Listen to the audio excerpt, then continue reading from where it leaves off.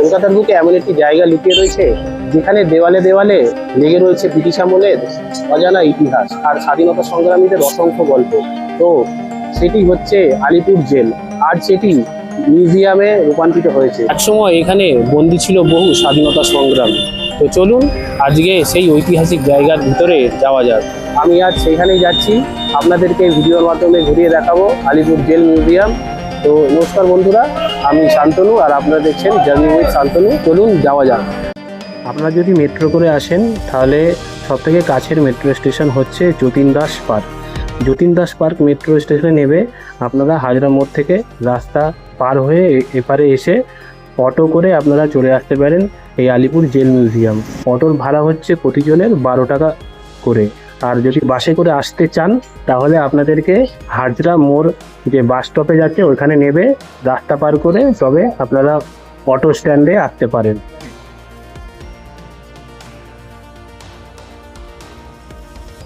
এই সামনে দেখলেন গেট, আর গেট থেকে ঢুকেই আপনাদের ডান দিকে পড়বে এখানের এন্ট্রি। এই সামনে কফি হাউস রয়েছে, তার পাশ থেকে আমাদের এদিকে এন্ট্রি রয়েছে। যারা গাড়ি নিয়ে আসবে তাদের জন্য এখানে প্রচুর যথেষ্ট জায়গা রয়েছে। তো দেখতে পাচ্ছেন এখানে প্রচুর গাড়ি রাখার জায়গা রয়েছে। তো চলুন মিউজিয়ামের মেন গেটের ভিতরে আমি ঢুকে পড়েছি। এবার মিউজিয়ামের দিকে যেতে হবে।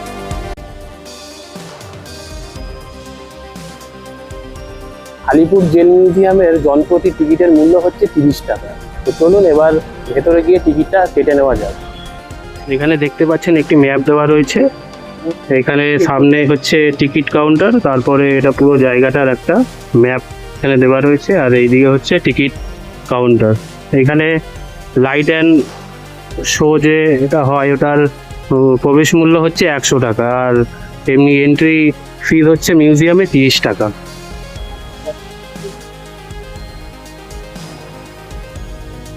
আপনারা যদি ব্যাগ নিয়ে আসেন তবে মিউজিয়ামে ঢোকার আগেই সেখানে ব্যাগ জমা রেখে আপনাদেরকে ভিতরে ঢুকতে হবে। এইখানে ব্যাগ নিয়ে ঢুকতে দেয় না।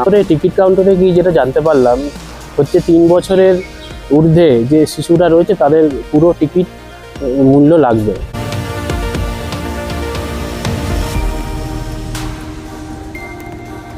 গেট দিয়ে ঢুকেই সামনে এখানে একটা শহীদ স্মৃতিস্তম্ভ করা রয়েছে।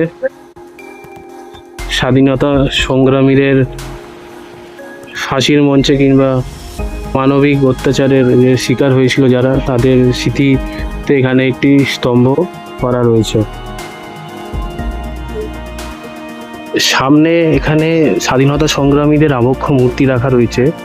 আর এখানে যারা বন্দী ছিল দীনেশ গুপ্ত, রামকৃষ্ণ বিশ্বাস, দীনেশ গুপ্ত আর প্রমোদ চৌধুরী বা অনন্ত হরি মিত্র, ইনারা দীনেশ মজুমদার, ওনারা এখানে বন্দী ছিলেন এই আলিপুর জেলে।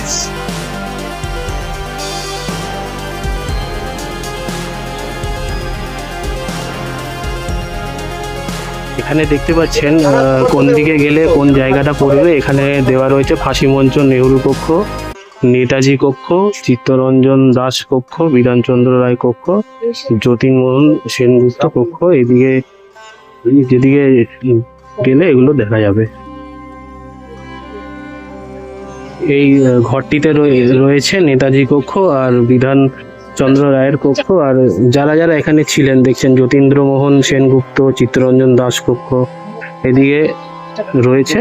তবে আমরা তো এই দিকটাই যাব, ফাঁসি মঞ্চের দিকে গিয়ে তারপরে সেই নেতাজি কক্ষর দিকে যাব, সুভাষচন্দ্র বসু যেখানে ছিলেন। এই হচ্ছে সেই ফাঁসি মঞ্চ যেখানে ভারত মাতার সব বীর সন্তানদের এখানে এনে ফাঁসি দেওয়া হতো।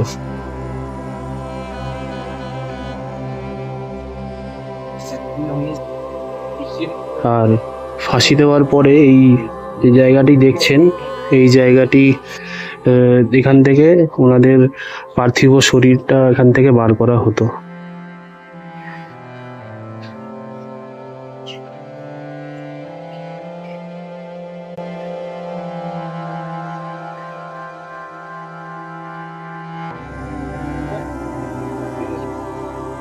এইটি হচ্ছে সেই লিভার যেটি টানলে তারপরে এখানে ফাঁসি হতো।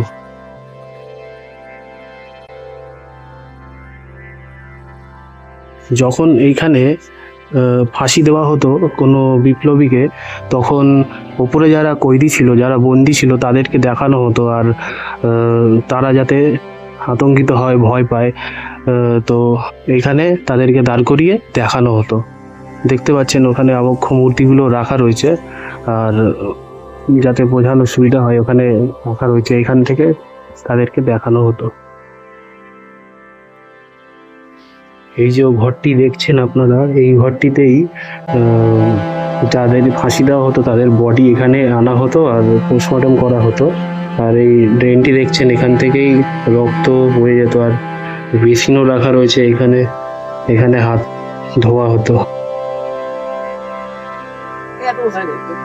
এখানে যাদেরকে, এই আলিপুর জেলে যাদেরকে ফাঁসি দেওয়া হয়েছিল তাদের এখানে সব নাম দেওয়া আছে: কানাইলাল দত্ত, সত্যেন্দ্রনাথ বসু, বীরেন্দ্রনাথ দাশগুপ্ত, আরও অনেকে, প্রমোদ রঞ্জন চৌধুরী, অনন্তহরি মিত্র, দীনেশ গুপ্ত, রামকৃষ্ণ বিশ্বাস, দীনেশ মজুমদার, আরও অনেকেই এখানে যারা ছিলেন তাদেরকে ফাঁসি দেওয়া হয়েছিল। তাদের এখানে কিছু কিছু নাম এখানে দেওয়া রয়েছে।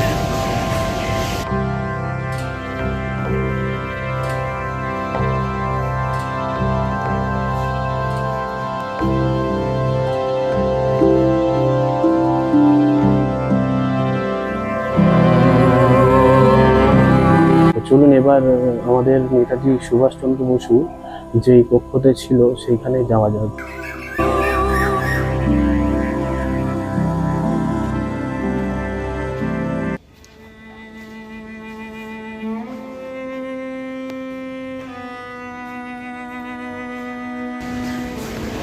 এই কক্ষটিতে চিত্তরঞ্জন দাস সেখানে 1909 সালে এই কক্ষটিতে ছিলেন।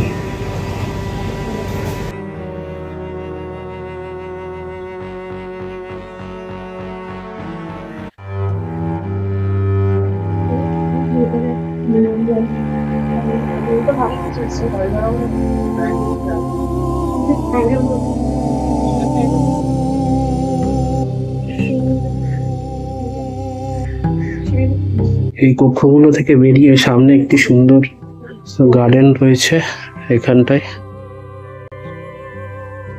গাছপালা সবুজে ঘেরা, এখানটায় সুন্দর একটি গার্ডেন রয়েছে। আর এই পাশে এখানটায় বিধানচন্দ্ররা সব, ওনারা সব এখানে ছিলেন। ওপরের ঘরটিতে উপরে যে সেল রয়েছে, মনে হয় ওইখানেই নেতাজি সুভাষচন্দ্র বসুকে রাখা হতো। ওপরে গিয়ে দেখা যাক। এই যে জেলটি দেখছেন, এই সেলটির মধ্যে যতীন্দ্রমোহন দাশগুপ্তকে রাখা হয়েছিল 1930 সাল থেকে 1932 সাল পর্যন্ত। আর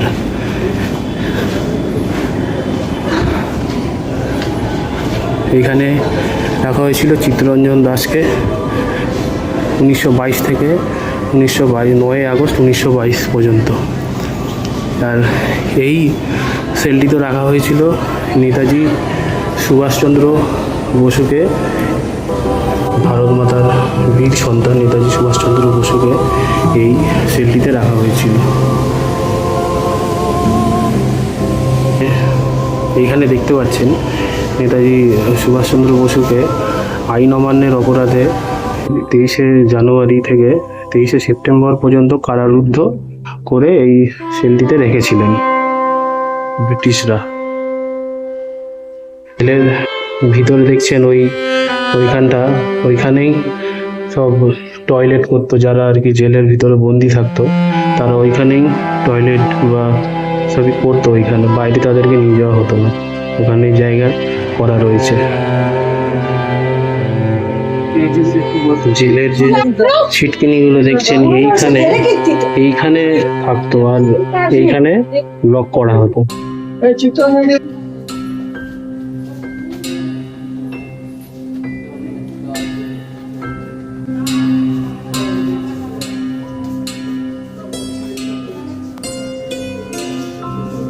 নিচের দিকে যাই, আরো কিছু জায়গা রয়েছে, সেগুলো আমরা ঘুরে দেখব। মানে এদিকটাতে নেহেরু কক্ষ, এখানে জওহরলাল নেহেরুকে এই সেলে রাখা হয়েছিল। সামনে গিয়ে বাঁদিকে এখানে নেহেরু সেল, এখানে জওহরলাল নেহেরুকে রাখা হয়েছিল। এখানে দেখছি এখানে ইন্দিরা গান্ধী এখানে আসতেন যখন জওহরলাল নেহেরুকে দেখার জন্য, তখন এখানে এসে বসতেন। আর সামনে দেখছেন ওইখানে জওহরলাল নেহেরু যেখানে রাখা হয়েছিল ওনাকে, এই হচ্ছে সেই সেল।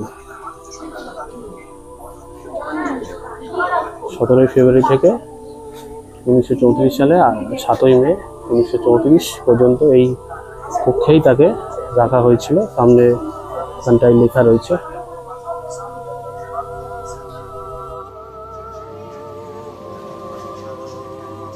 এখানটায় সামনে পুরনো গোদাম ঘর বা লাইব্রেরি সেমিনার কক্ষ, এখানটা বন্ধ আছে যেহেতু।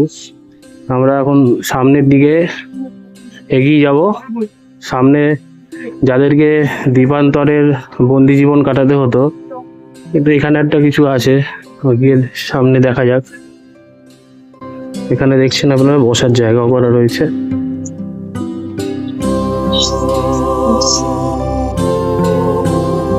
এইখানে একটি সেল রয়েছে 1 থেকে 2 পর্যন্ত। চলুন ভেতরে যাওয়া যাক, গিয়ে দেখি।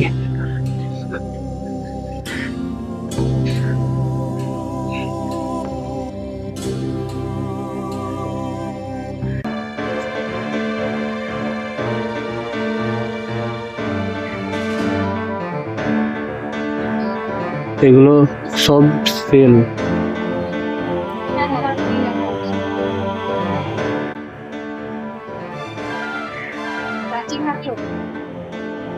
যারা স্বাধীনতা সংগ্রামী ছিলেন তাদেরকে কত কষ্টেই না এইসব সেলের মধ্যে দিন কাটাতে হয়েছে।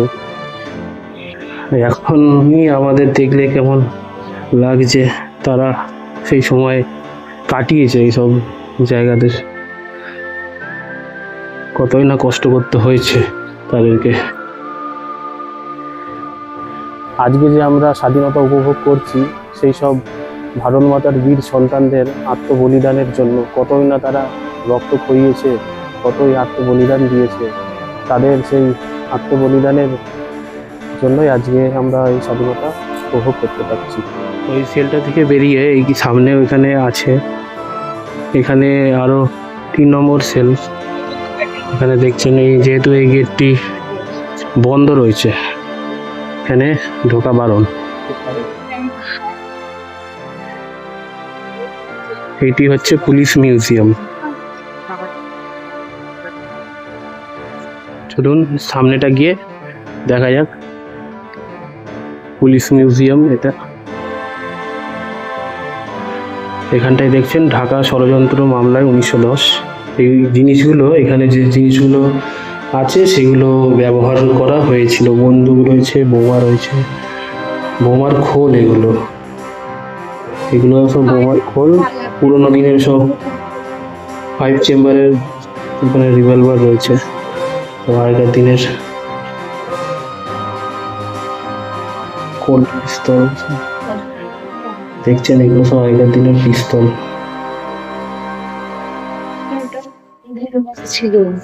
এখানে রয়েছে দেখছেন সব এই জিনিসগুলো ব্যবহার করা হয়েছিল।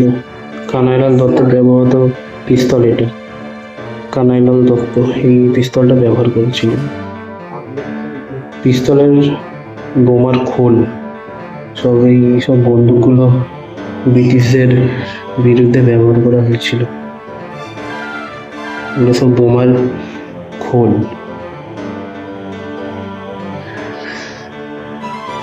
হেমচন্দ্র, এনারা সব এই অনুশীলন সমিতির সদস্য। এনারা হেমচন্দ্র দাস, পরেশ মল্লিক, ঋষি অরবিন্দ।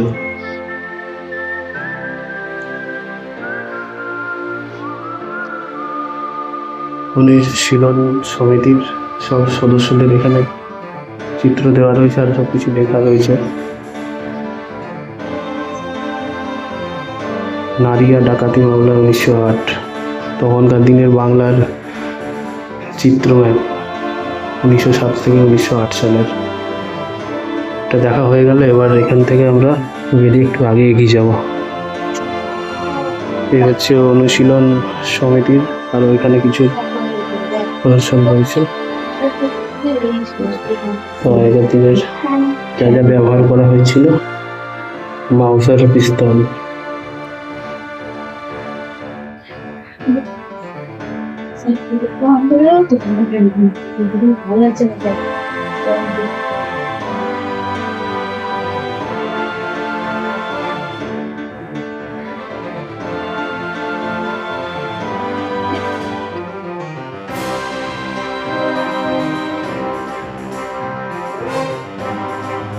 এইসব কারাগারগুলোর ভিতরে আগে সব বিপ্লবীদের রাখা হতো, এখন সেটিকে মিউজিয়ামে রূপান্তরিত করা হয়েছে। এইসব দেখছেন এখানে সব যারা ব্যবহার করেছিল ব্রিটিশদের বিরুদ্ধে আমাদের স্বাধীনতা সংগ্রামীরা, এইসব পিস্তল বা ছুরি সব রাখা রয়েছে। কত ছোট বন্দুক, কৃষ্ণকুলায় কাছ থেকে 6 চেম্বারের রিভলভার সব রাখা রয়েছে। সব এগুলো হচ্ছে গুলি।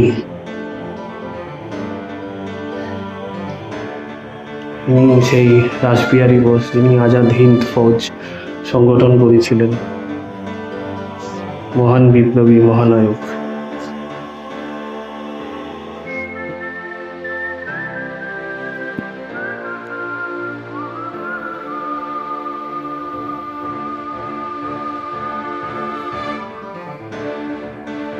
এইটি সামনে যদি দেখছেন, এটা হচ্ছে পৃথিবীর সব থেকে বড় কামান, এটি রাশিয়াতে রয়েছে।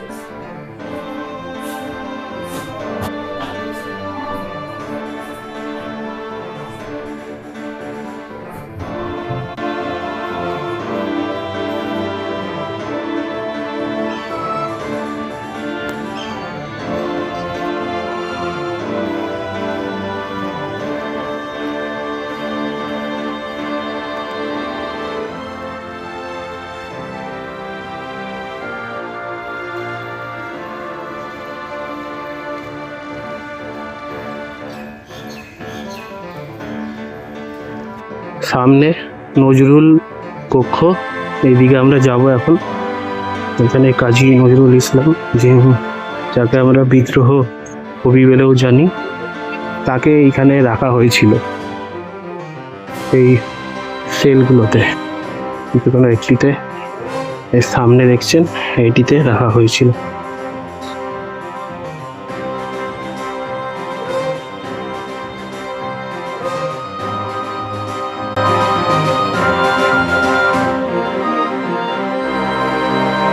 এদিকে লম্বা সব জেলের কক্ষ এদিকে রয়েছে, তবে এদিকে যাওয়া বারণ রয়েছে, এদিকে যেতে পারবো না। তবে এগুলো সব ছিল এক সময় জেলের কক্ষ। জেলের কক্ষ থেকে বেরিয়ে এসে সামনে আরেকটি রয়েছে ঐতিহাসিক কারাকক্ষ। তো আমরা এদিকেই যাব।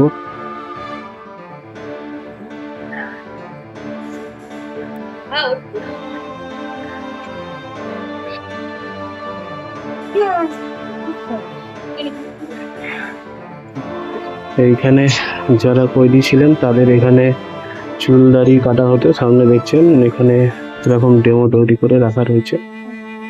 সামনে ব্রিটিশ পুলিশ দাঁড়িয়ে রয়েছে, আর ওইদিকে দেখুন মনে হচ্ছে সত্যি করেই কেউ দাঁড়িয়ে রয়েছে ওখানে। আগে মানে বিপ্লবীরা থাকতো ওখানে জেলের ভিতরে, জানলা দিয়ে দেখতো। এখানে দেখুন স্বাধীনতা সংগ্রামীদের মানে চাবুক মারা হতো এখানে। এর ভিতরেও ঢোকা যায়, তো চলুন একবার ভিতরে ঢোকা যাক।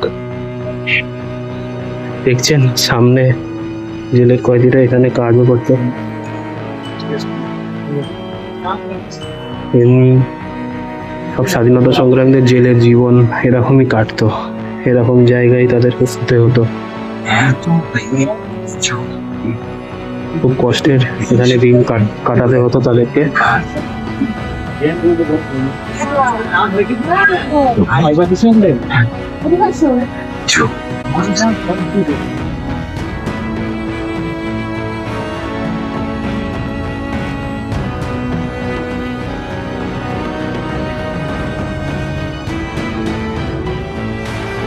দেখছেন এখানে তারা রান্না করতো, এরকম করে তাদের দিন কাটতো এই জেলের ভিতরে, খুবই কষ্টে দিন কাটতো। সেইটা মনে হয় তাদের টয়লেট ছিল এখানটায়।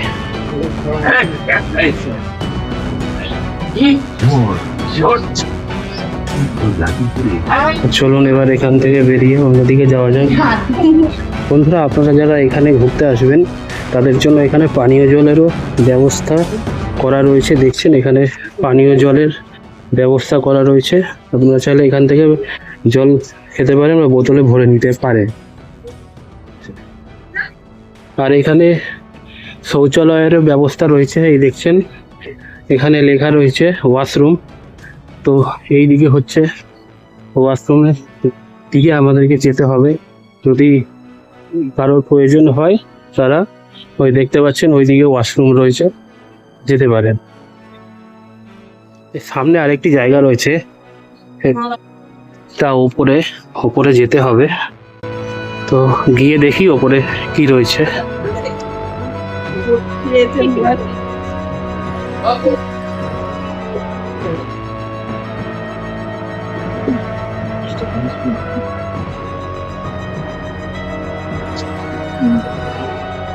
এখানে একটি বড় জায়গা করা রয়েছে, স্বাধীনতা সংগ্রামীদের কেমন করে রাখা হতো হাতে পায়ে চেন বেঁধে, সেগুলো এখানে দেখানো হয়েছে।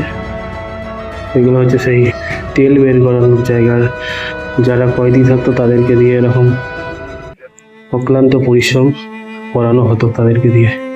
এইসব এগুলো ছিল ড্রেস, চটের ড্রেস।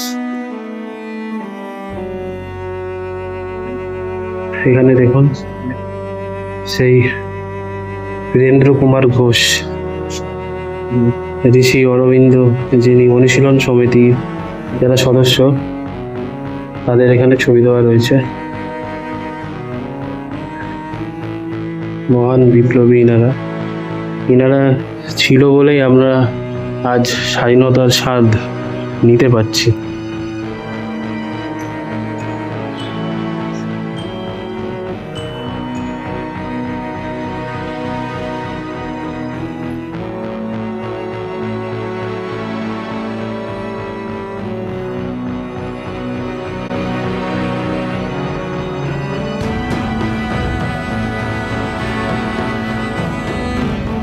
এই আলিপুর জেল মিউজিয়াম রবিবার থেকে মঙ্গলবার পর্যন্ত খোলা থাকে, আর সোমবার পুরনো দিবস বন্ধ থাকে। দুপুর 12টা থেকে সন্ধ্যে 6টা অবধি এই মিউজিয়াম খোলা থাকে। আর লাইট অ্যান্ড শো এখানে শুরু হয় সন্ধ্যে 6:30 থেকে। আর সেই লাইট অ্যান্ড শো এর টিকিটের মূল্য হচ্ছে 100 টাকা। টিকিট কাউন্টার খোলা থাকে বিকেল 5:30 অবধি। এখানে যে লাইট অ্যান্ড শো এর যে প্রোগ্রামটি হয় সেটি হচ্ছে এইখানটাতেই হয়, এই মাঠটাতে। এই মাঠটাতে এইখানেই লাইট অ্যান্ড শো এর প্রোগ্রাম হয় সন্ধ্যে 6:30 থেকে। আর দেখছেন ওইখানে সব বসার জায়গাও করা রয়েছে, এখানে একটা লাইট ফাইট সব দেওয়া রয়েছে। এখানটাই দেখছেন এখানে যারা মহিলা স্বাধীনতা সংগ্রামী ছিলেন তাদের এখানে মূর্তি বানানো রয়েছে, তারা বন্দুক হাতে মহিলা লোককে নিয়ে এখানে রাখা রয়েছে। এখানে দুর্গা ঠাকুরের এখানে প্রতিমা রাখা রয়েছে, দেখছেন সামনে পরপর 3টে রাখা রয়েছে। সামনে আরেকটি।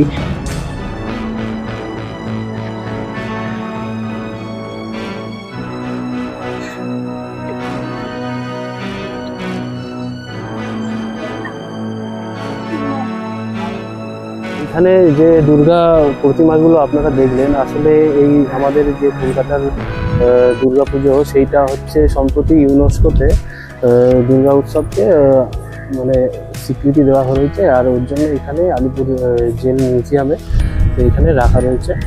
এখানে লেখাই রয়েছে, আপনারা দেখে নিন, সম্প্রতি ইউনেস্কো দুর্গা উৎসবকে আন্তর্জাতিক সংস্কৃতি ঐতিহ্যের তালিকায় অন্তর্ভুক্ত করেছে এবং স্বীকৃতি দিয়েছে। এইখানে মাতঙ্গিনী হাজরার একটি মূর্তি রাখা রয়েছে আর তার সঙ্গীতের। আর এই দিকে সোজা গেলে ফুড ফুড জোন দেখছেন, ওখানে খাওয়ার দোকানও রয়েছে। তো গিয়ে দেখি। এইটি হচ্ছে ফুড জোন, এইখানে একটা দোকান রয়েছে, আরো আবার ওইদিকে আরেকটি দোকান রয়েছে সামনে, আর আরো দেখছি একটা দোকান রয়েছে, দু তিনটে ওখানে ওদিকে দোকান রয়েছে। এখানে অনেকগুলোই দোকান রয়েছে, ভিতরটা খুব সুন্দর একটা জায়গা, অনেকগুলোই দোকান রয়েছে। এগুলো হয়তো বিকেলবেলার দিকে খুলবে। ওইদিকে দেখছেন, ওইখানে ওইদিকে চারিদিকে এখানে খাবার দোকান রয়েছে, আরও সব জিনিসপত্রের দোকান রয়েছে। এখানে একটা দেখছেন জিনিসপত্র দোকান, এদিকে এগুলো খাবার দোকান। এই দু তিনটে দোকান ওদিকে খোলা রয়েছে, খাবারের দোকান। এই ফাস্টফুড এখানে পাওয়া যায়, chowmein, egg roll, fried rice, এইসব এখানে পাওয়া যায়। আমি একটা দোকানে চলে এসেছি, আর এখানে যেহেতু এগ রোল, চাউমিন আর ফ্রাইড রাইস পাওয়া যায়, আমি একটা এগ রোলের অর্ডার দিয়েছি। এখানে এগ রোল 40 টাকা করে নেয়। তো এই দুপুরবেলা, এখন ঘড়িতে বাজে 2:26। তো দুপুরবেলা হয়েছে, খিদেও পেয়েছে, তো রোল অর্ডার করে দিয়েছি, খেয়ে দিয়ে তারপরে যাওয়া যাবে।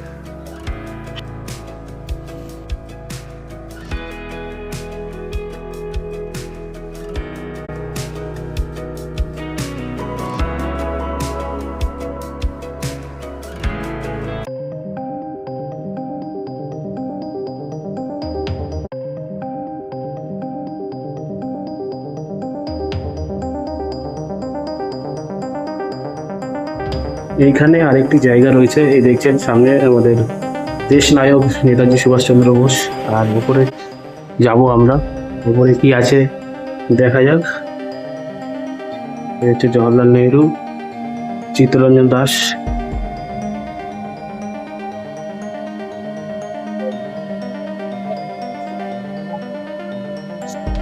এখানে সব স্বাধীনতা সংগ্রামীদের ছবি দেওয়া আছে। এই ঋষি অরবিন্দ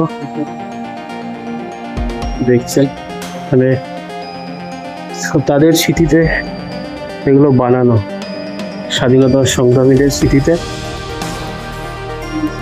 বানানো এগুলো। ঋষি অরবিন্দ, তার বিষয়ে সবকিছু এখানে লেখা রয়েছে, তার প্রথম জীবন, তার বিষয়ে এখানে সবকিছু লেখা রয়েছে। প্রফুল্ল চাকি, ক্ষুদিরাম বোস, মুজফ্ফরপুরে জেলে ক্ষুদিরাম বোসের সেই ছবি।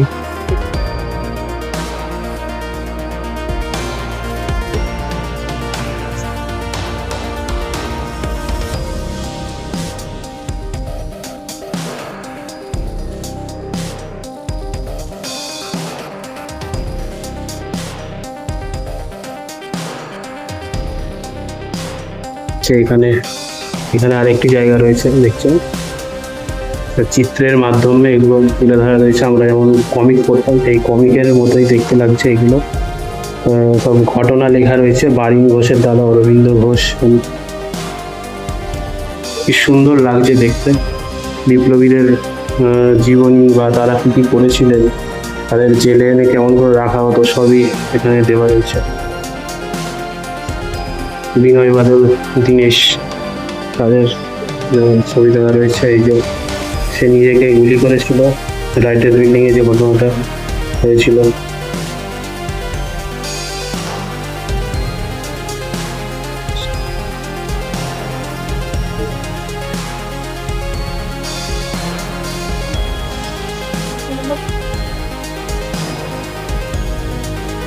দেখতে পাচ্ছেন সাঁওতাল বিদ্রোহ, সিধো মুর্মু,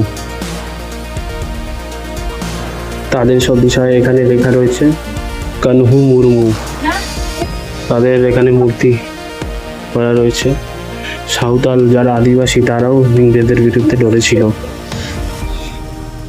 রাজা রামমোহন রায়, সব তাদের ছবি দেওয়া হয়েছে বিদ্যাসভায়। এই হচ্ছে সেই সতীদাহর একটা এখানে ছবি দেখতে পাচ্ছি। রাজা রামমোহন রায় যিনি বন্ধ করেছিলেন সতীদাহ কথা, তার বিষয়ে এখানে একটি লেখা রয়েছে।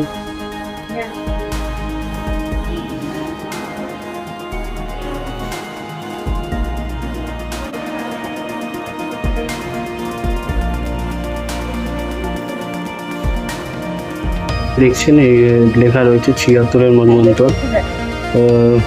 গ্রেট ফেমাস 1769 থেকে 70 সালের মধ্যে হয়েছিল এই মন্বন্তর। সিরাজদৌল্লা পলাশির যুদ্ধের সব বিষয়ে লেখা রয়েছে এখানে। এখানে দেখছেন প্রথম যে স্বাধীনতা সংগ্রামী ছিল আমাদের মঙ্গল পাণ্ডে, 1857 সালে যে সিপাহী বিদ্রোহ হয়েছিল, ইনাকে ফাঁসি দেওয়ার পরেই সেই সিপাহী বিদ্রোহ শুরু হয়েছিল 1857 সালে। এখানে হচ্ছে সেই বন্দে মাতরম সন্ন্যাসী ফকির বিদ্রোহের বিষয়ে লেখা রয়েছে। বঙ্কিমচন্দ্র চট্টোপাধ্যায় সেই আনন্দ মঠের কিছু। সামনে আরেকটি ঘর রয়েছে, ভারতের মুক্তি সংগ্রামের বাংলা 3য় পর্ব, এইসব লেখা রয়েছে। চলুন ভিতরে ঢোকা যাক। সুভাষচন্দ্র বসু, তার আজাদ হিন্দ ফৌজের বিষয়ে সব এখানে লেখা রয়েছে।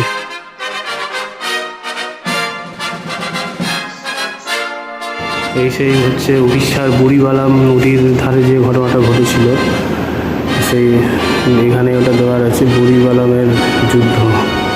পাশে বিপ্লবী ক্ষুদিরাম বোস, আরও সব ভগ্নী নিবেদিতা ছবি দেওয়া আছে, আর তাদের বিষয়ে এখানে লেখা রয়েছে। এই হচ্ছে বন্দুক আর কার্তুস যার মধ্যে রাখা হতো, সেই খোলটা, গুলি।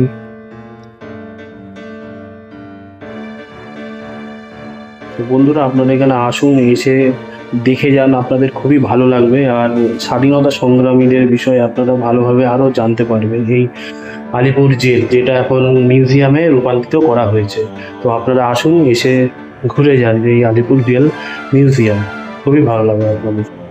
তো বন্ধুরা, আপনারা এই আলিপুর জেল মিউজিয়ামে আসুন, এসে ঘুরে যান, আপনারা আরও জানতে পারবেন, আরও ভালোভাবে অনুভব করতে পারবেন যে স্বাধীনতা সংগ্রামীরা কীভাবে এই দেশের জন্য লড়াই করেছিলেন, তারা ইংরেজদের হাতে কীভাবে নির্মম অত্যাচার সহ্য করেছিলেন। এই আমরা যে আজকে স্বাধীনতা ভালোভাবে স্বাধীনতা উপভোগ করছি তাদের জন্যই। তো আপনারা আসুন, এসে এখানে দেখে যান, ভালোভাবে অনুভব করে যান। তো বন্ধুরা, আজকের মতো এই ভিডিওটি এখানেই শেষ করছি। এই ঐতিহাসিক আলিপুর জেল মিউজিয়াম কেমন আপনাদের লাগলো আপনারা অবশ্যই কমেন্ট করে আমাকে জানাবেন। আর ভিডিওটি যদি ভালো লাগে থাকে অবশ্যই লাইক, কমেন্ট অ্যান্ড শেয়ার করবেন। তো এই আলিপুর জেল মিউজিয়াম স্বাধীনতা সংগ্রামীদের অনেক ইতিহাস যেহেতু এখানে লুকিয়ে রয়েছে, আপনাদের কেমন লাগলো আপনারা জানাবেন।